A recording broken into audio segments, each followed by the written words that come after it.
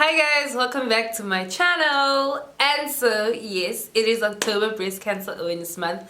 On today's episode and the next few episodes we'll be talking about breast cancer awareness, early detection, symptoms, chemotherapy, surgery, support groups, financial support, medical aid, shebang, emotional support, everything.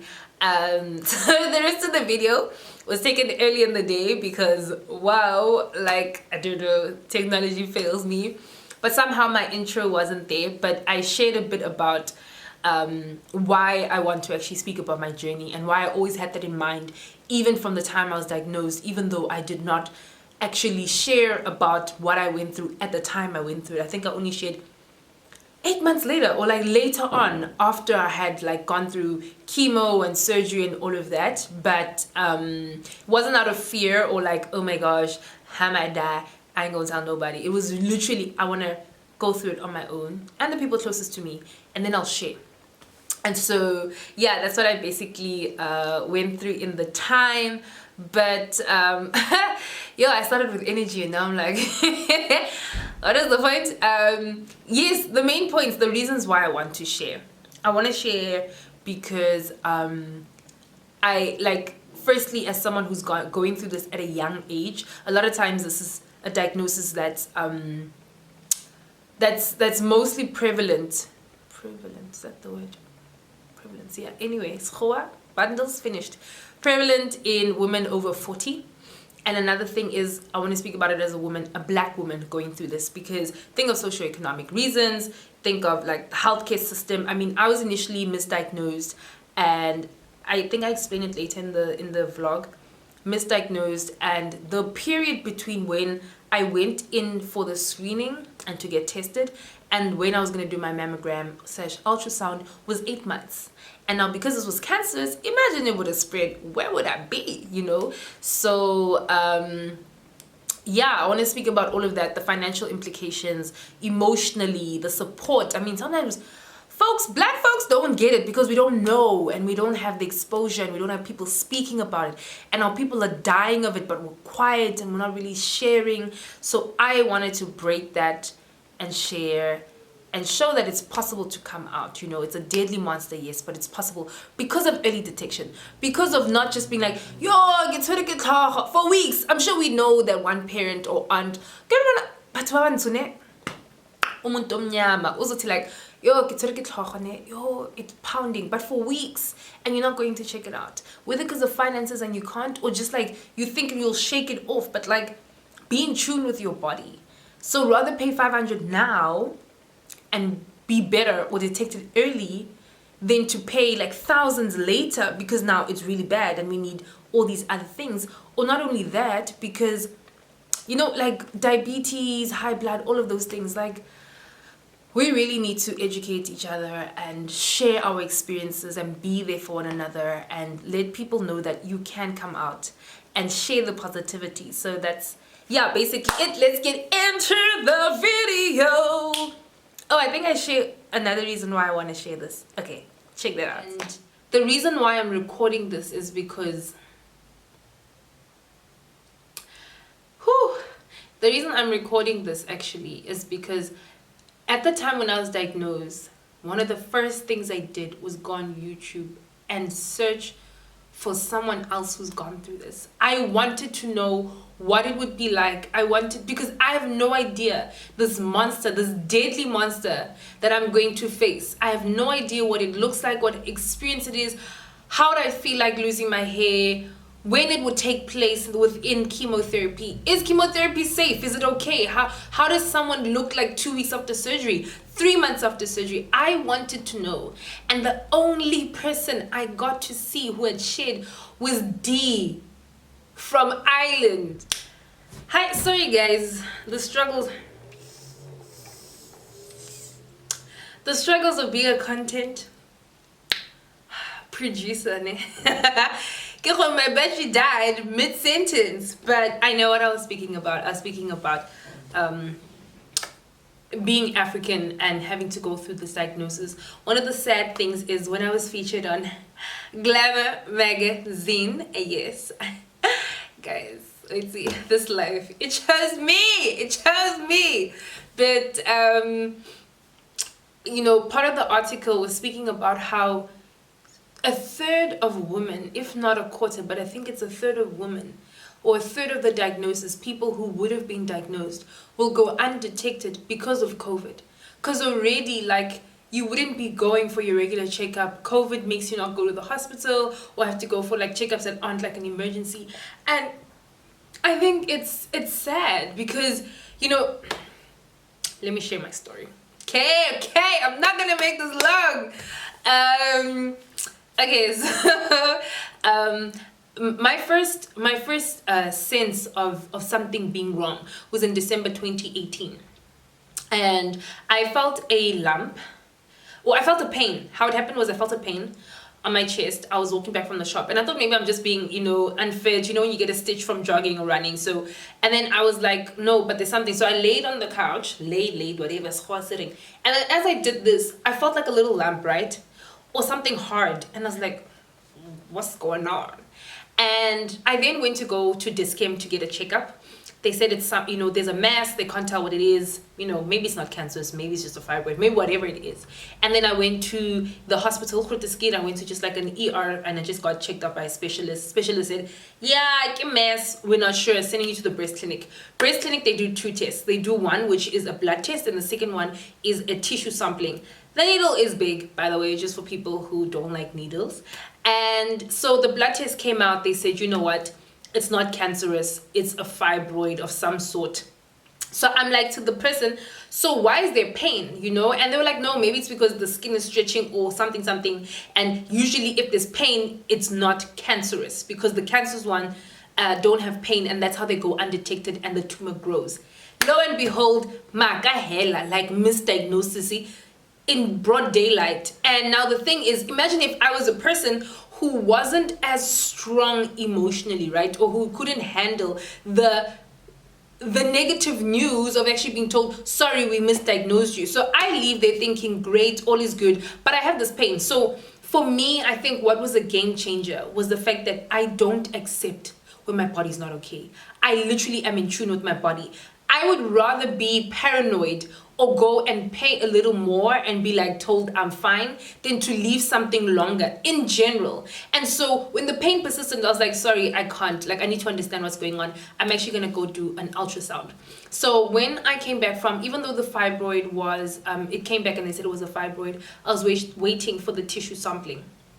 Or test. And in the meantime, they had booked me for a mammogram or an ultrasound to take place in September. Mind you, get January, September, 8 months. You can imagine what would have happened in between the time. And what's sad for me is that there are many women, many men who have to wait that long to get tested. And in between then, if it is cancerous, it is spreading, it is growing. And it's no one's fault, shame. I sound passionate, I'm raising my voice. It's no one's fault because public health doesn't have the capacity or the resources completely, and there's so many people to be seen and attended to, and I am just grateful that I was able to go to private. I had the finances to, and so I paid. I think it was 1,000 maybe to get an ultrasound or something else done. And yeah, so I was like, no, I can't wait till September to see whether this is gonna go away or not. And so I got the ultrasound. The lady was like, it looks dodgy. The doctor, she got my tissue sampling. Lo and behold, it's cancer. And there's a video, I think I'll link a video to somewhere up here to when my initial reactions. It's hilarious because I was thinking about my hair and braiding my hair before my hair falls off. I was thinking about, oh, I'm going on holiday, I'm not going to be at work. It's quite interesting, but we all receive news differently, right? So I think if you have recently been diagnosed, please do check it out. Check out the rest of my videos as well. I think what's also amazing is share my videos, and not because I'm like, oh my gosh, please share my videos and like subscribe. No, because in doing so, you could be reaching one more other person who needs the information, who needs to know that it will be okay. And even if it isn't, this is how you can get through it. And these are the resources, and this is the people you can contact. And this is what to expect, because I literally documented every part of it, from chemo to surgery to radiation, everything. So all of it will be in this beautiful pack. It'll be like my little October gift to you. And who knows, maybe one day you'll need it. Maybe not for yourself, but maybe for someone close to you.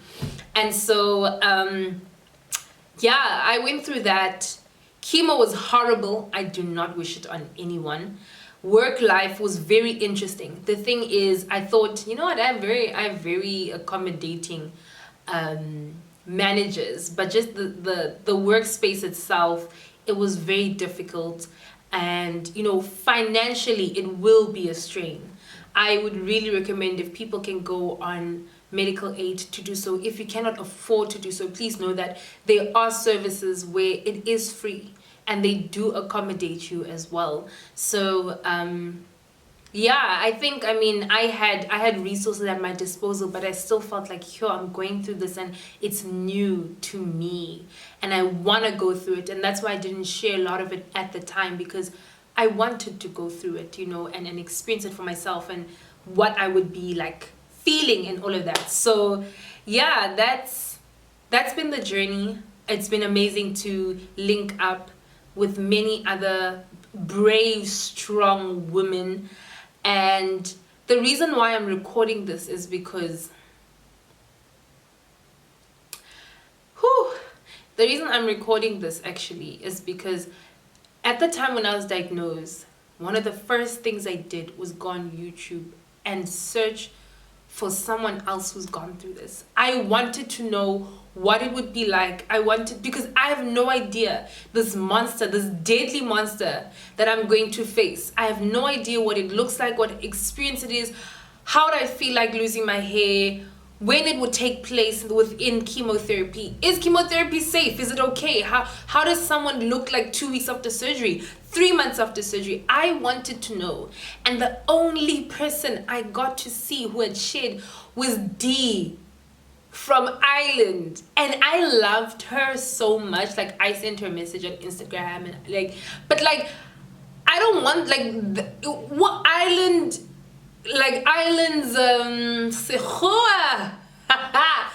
Ireland's like healthcare system compared to South Africa is completely different, and even the resources and the experiences. And I wanted to be able to potentially be D to someone else in South Africa, in the South African context, and be available. Like, someone can DM me, someone can text me, someone can email me, because man, yo, it's just a testimony. I went through it, you know. But one thing I realized was, I am not cancer.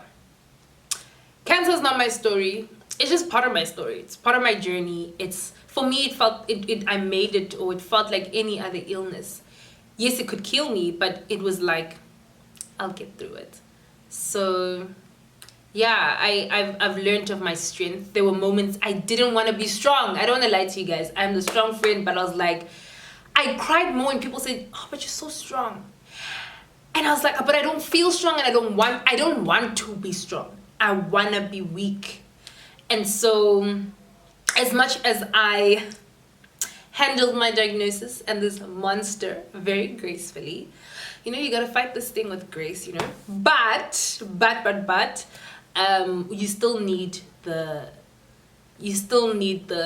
resources and the knowledge and the, I don't know what's the word. Oh, by the way, there's a lot of side effects. Cancer is the gift that keeps on giving. It doesn't end. When you think you are cleared, kune chemo brain, jonga, kune lymphedema. Lymphedema is when actually it's a side effect or a complication, not a complication, a side effect in surgery, where if it had begun to spread and they have to take it out from your armpits, it could cause your hand to swell and you have to wear like a garment, which is a sleeve and a glove, almost all your life. I had to wait for the longest time. Those who know, but it wasn't cute at all.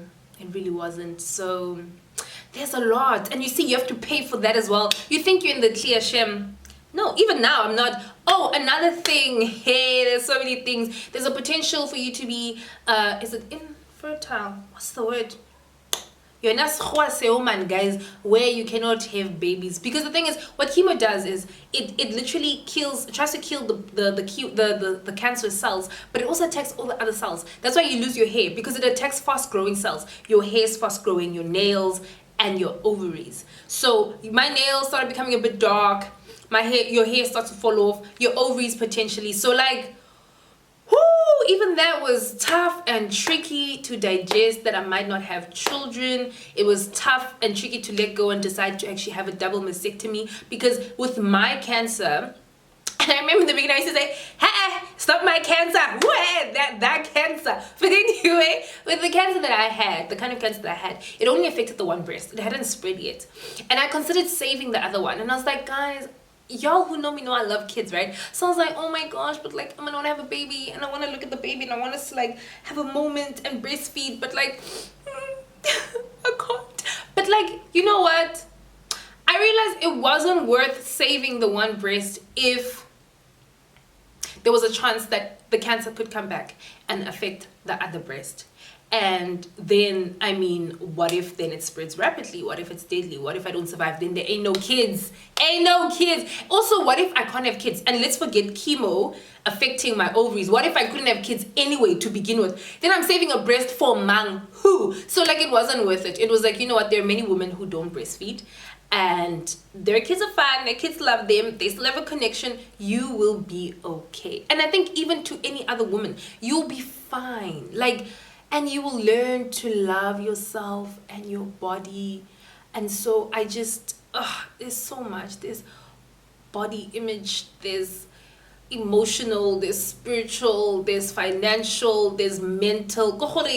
Hi, cancer affects literally all parts of you. And that's the story, and that's the journey that I want to go on, that I want to share with you. And I want it to be your journey, and I want you to know that it's not going to be easy. But Remo's here.